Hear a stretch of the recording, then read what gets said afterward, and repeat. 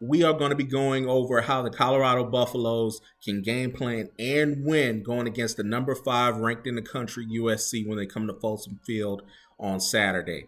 I have way more optimism in this game than I did going into Oregon, and I'm going to tell you why. Once the Colorado Buffaloes lost, I ended up watching different games. Washington is really good, but I watched the USC Arizona State game. I'm going to tell you, Caleb Williams is incredible. That stuff we already know. His arm talent is crazy. It's galvanizing. If I was a defensive player, I would love to have him as my quarterback, because I know if he does what he needs to do, and if I just play decent enough, we're going to be in the college football playoff discussion, just like they were last year. Okay, even despite that, they struggled at times playing an injured Arizona State team. USC's defense is still super suspect, and I think they're nowhere near as talented as Oregon is on the defensive side of the ball. The Buffs should be able to move the football, but they need a more balanced attack, a more effective game plan, and they can't have shedeur taking those hits. And I'm going to give you the keys to the game plan a little later on in the video. I cannot stress this enough. Really cannot stress this enough. Bo Nix is a fantastic quarterback. I don't think he's a first-round quarterback, but who knows? Tim Tebow got drafted in the first round. Somebody could fall in love with Bo Nix and draft him. I just don't think it's going to happen. Caleb Williams is a top 5 pick. He's probably the top pick off the board. I'm just going to keep it real with you. This is going to be the most frustrating quarterback you're ever going to see come into to play your team. The good thing about it is Coach Prime is actually the best cornerback that's ever lived. He's going to be able to give his insights and be able to give little tells against Caleb. But I cannot tell you enough. You're going to need to pray. All right. Caleb will be super frustrating. He can throw from any launch point with elite accuracy. It doesn't matter. Shotgun, rollout, scramble, schedule throws, on-time throws, 7-step drops, 3-step drops. It doesn't matter. I see the comparison to Mahomes that people make all the time. And the only bad part to me, if you remember Mahomes coming out of Texas Tech, he was nowhere near as polished as Caleb is now. His rollouts, whether it's to right or to left, are incredibly just something you don't see every day, even in NFL. He gets his shoulders extremely square. It's the best I've ever seen. He can easily throw to the right or throw to the left on rollouts. That is just uncanny. You can see why he won the Heisman. You can see why people have bet on him to win the Heisman again. So I want people to understand that that's going to be frustrating. That's not even a key to win. That's just getting people to understand what kind of person is coming to Folsom Field and how you need to prepare yourself, because he's going to be making completions up and down the field. He's going to test those safeties. He's going to test those cornerbacks, because he can put the ball anywhere that he wants. He's that good. All right. So let's start with the keys to win. You have to come into this game with a way more effective game plan. You have to be balanced. I know, I get it. Running the ball has been a struggle, but you're going to have to find a way to run the ball. Why? Because you got to take possession time away from USC.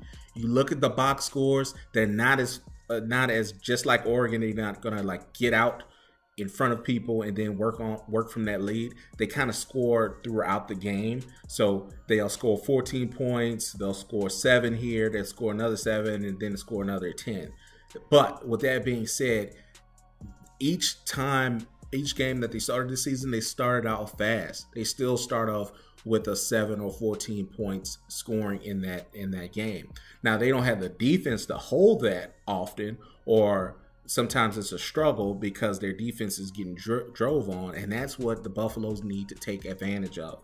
You need to run the ball. You don't need to hide shedeur. You don't have a quarterback that needs to be hidden, but you can't have the game plan going in Oregon, which for me was, we're just going to drop back, put it in Tu's hands, and see what he can do against a talented defense.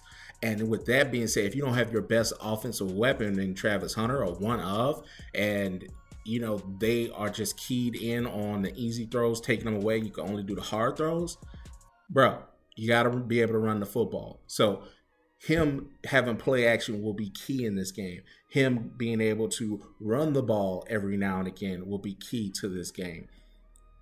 So I want to make sure I get this said. We don't want a shootout with Caleb Williams. I understand Shedeur can throw it with him, but can our defense hang with him? Can USC's defense hang with Shedeur? I don't think so. But I will say this. They have a whole lot more experience doing that bend but don't break shit with Caleb than the Colorado Buffaloes defense does. All right? You need to be able to take time off the clock in the first quarter and shave off those outputs that USC likes to do, and then be able to try to be consistent throughout the game and taking possessions away. This is super key. Taking possessions away, you have to catch the football when it's thrown. Caleb, one thing he will do, even though he doesn't throw a lot of interceptions according to his stats, when I watched him at Arizona State, he'll put the ball in play. He's not afraid to throw the ball. He is not. So that means he's throwing some 50-50 balls. If you can catch the football, you may be able to get an interception or 2 interceptions against USC coming up. So that is super, super key. The last thing I want to say for the defense, you're going to be frustrated, but the key to the game plan to me is to be boring.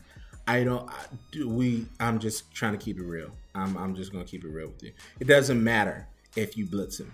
If he's a top #1 pick in the country, he knows every blitz that's coming. He is that well advanced. He has a very, very good QB coach in Lincoln Riley, who has him prepared. He's been preparing him since Oklahoma to him at USC. I feel that him going against Utah those 2 times last year, facing a very difficult defense and facing, a lot of different teams in the Pac-12, he has seen a lot of different blitz combinations. If you have a quarterback you do not want to pressure because he can throw 40 yards on a rope with not much room, it would be him. So you need to make the game plan boring, in my estimation. I don't give a shit. Okay, if y'all stood shallow crosses from Colorado State throughout the whole damn game, you can withstand that same thing from him. The problem is he can find holes in the zones. It won't all be shallow crosses with him. He could take it, but you want to make it as boring as possible. If they take 10 minutes to get 7 points, that's fantastic. That is actually great, because you don't want him to take 2-3 minutes and score the football because of what happened at Oregon. Them people scored. They had 11 minutes left on the clock, and they're ready to go again if you have a 3 and out. So, and one last key. If you win the coin toss, take the ball. Say, no, we're going to put it in our offense hands. We're going to put it in number 2's hands and drive the football. We want him bored on the bench. So when he gets in, it's 2 minutes left in the first quarter, 3 minutes left in the first quarter, and he gets to do what he needs to do. So those are my keys. If you get to that point, third, fourth quarter, get some turnovers, hopefully. I'm not saying that'll happen. Hopefully.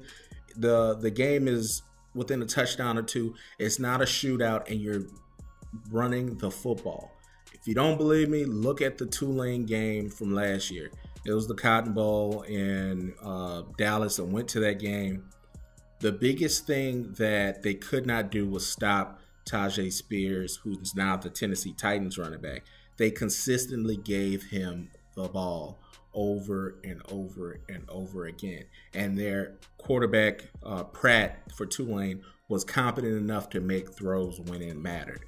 And by the way, shedeur is way more competent than Chris Pratt. He's a better prospect. So when he gets his shots, he'll be able to convert those. And they frustrated USC's defense because they didn't have it. Now, don't get me wrong. A lot of the USC people thought that the win was let out of their team because they didn't make the national championship game, the college football playoffs. So they were kind of half-hearted into the game. They're going to be up for this game. They know it's still going to be a lot of eyes watching this game. So I do expect a livelier performance from USC's defense for this game than last week when they played Arizona State.